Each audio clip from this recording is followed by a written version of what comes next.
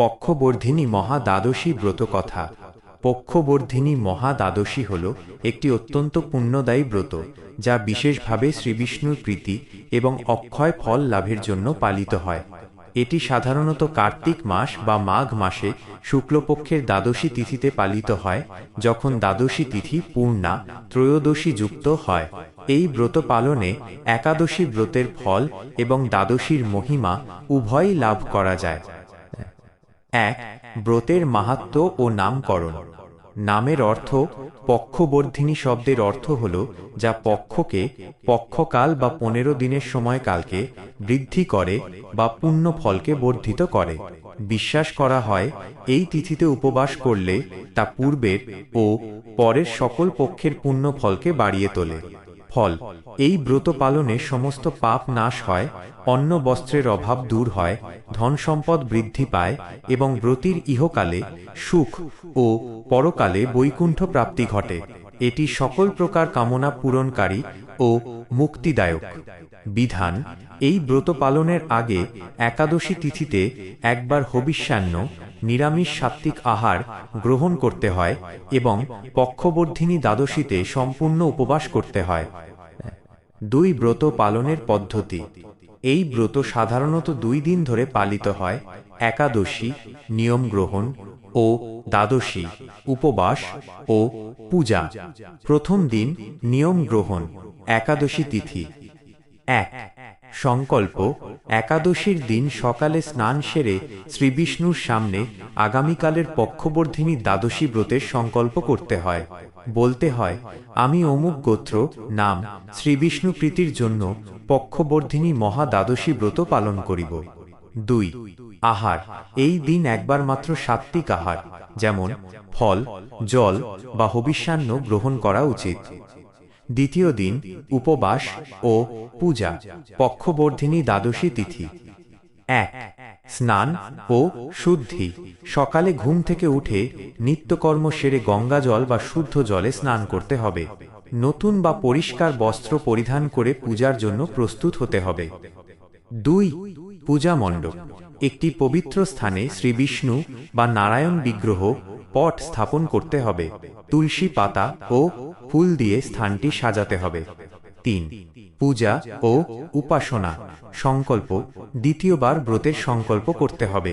বিষ্ণু পূজা ষোড়শোপচারে, 16টি উপাচারে বা অন্তত পঞ্চোপচারে জল, ফুল, চন্দন, ধূপ, দীপ শ্রীবিষ্ণুর পূজা করতে হবে। তুলসী: এই ব্রতে তুলসী পাতা, তুলসী মঞ্জরি ও তুলসী গাছের পূজা অত্যন্ত গুরুত্বপূর্ণ। ভোগ: নিরামিষ ফলার বা মিষ্টান্ন, যেমন ফল, ক্ষীর নিবেদন করতে হবে। মন্ত্র জপ: সারাদিন ও নমো ভগবতে বাসুদেবায় মন্ত্র জপ করতে হবে এবং বিষ্ণু সহস্রনাম পাঠ করা শুভ। ব্রতকথা শ্রবণ: সন্ধ্যায় বা রাতে ভক্তিভরে ব্রতকথা শ্রবণ বা পাঠ করতে হবে। 4. উপবাস: এই দিন সম্পূর্ণ উপবাস থাকতে হয়। নিরম্বু জল ছাড়া উপবাস সম্ভব না হলে জল বা ফল গ্রহণ করা যেতে পারে। 5. জাগরণ: সম্ভব হলে রাতে হরিনাম কীর্তন ও শ্রীবিষ্ণু নাম জপ করতে করতে জাগরণ করা উচিত। তৃতীয় দিন পারণ, ত্রয়োদশী তিথি। 1.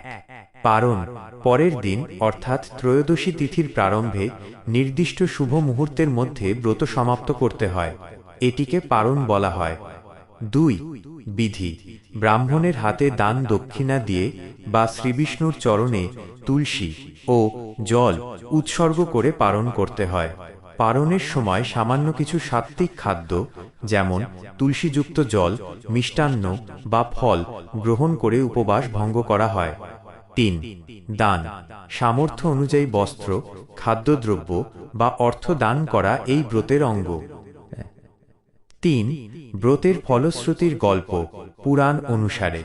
পক্ষবর্ধিনী মহাদ্বাদশী ব্রতের মহিমা প্রচারের জন্য স্কন্দপুরাণে একটি কাহিনী বর্ণিত আছে। প্রাচীনকালে ধর্মবর্ধন নামে এক ধার্মিক রাজা ছিলেন। তিনি অত্যন্ত ধর্মপরায়ণ হলেও কোনো এক কারণে তার পূর্বপুরুষরা মুক্তি পাচ্ছিলেন না। তিনি বহু যাগযজ্ঞ করেও তার কারণ খুঁজে পাচ্ছিলেন না। একদিন তিনি চিন্তাগ্রস্ত হয়ে ঋষি ব্যাসদেবের শরণাপন্ন হলেন। রাজা ধর্মবর্ধন ঋষিকে তার সমস্যা জানালেন এবং পূর্বপুরুষদের মুক্তির উপায় জানতে চাইলেন। ব্যাসদেব যোগ বলে রাজার পূর্বজন্মের কর্মফল দেখে বললেন, হে রাজন, আপনার পূর্বপুরুষেরা ব্রত পালনে অনিয়ম ছিলেন, তাই তারা মুক্তি লাভে বঞ্চিত। আপনি যদি পক্ষবর্ধিনী মহা দ্বাদশী ব্রত যথাযথ নিষ্ঠার সঙ্গে পালন করেন, তবে আপনার পুণ্য ফলে কেবল আপনার পূর্বপুরুষেরাই নন, আপনার বংশের বহু পুরুষ মুক্তি লাভ করবেন এবং আপনি নিজেও অক্ষয় সুখ লাভ করবেন। ব্যাসদেবের কথা মতো রাজা ধর্মবর্ধন কার্তিক মাসের শুক্লপক্ষে নিয়ম সহকারে পক্ষবর্ধিনী মহা দ্বাদশী ব্রত পালন করলেন। তিনি একাদশীতে হবিষ্যান্ন গ্রহণ করলেন এবং দ্বাদশীতে কঠোর উপবাস করে রাত্রি জাগরণ সহ শ্রীবিষ্ণুর পূজা ও স্তব করলেন। ব্রতের প্রভাবে স্বয়ং শ্রীবিষ্ণু প্রসন্ন হয়ে রাজাকে দর্শন দিলেন। তাঁর কৃপায় রাজা ধর্মবর্ধনের পূর্বপুরুষেরা মুক্তি লাভ করলেন এবং রাজাও ইহলোকে সুখে রাজ্য ভোগ করে অবশেষে বৈকুণ্ঠ ধামে স্থান পেলেন। সমাপ্তি। এই ব্রতকথা পাঠ বা শ্রবণের মাধ্যমে পক্ষবর্ধিনী মহা দ্বাদশী ব্রতের পূর্ণ ফল লাভ হয় বলে বিশ্বাস করা হয়। হরে কৃষ্ণ। প্রিয় ভক্তবৃন্দ, আপনারা দেখছেন ভক্তিলিঙ্ক চ্যানেল।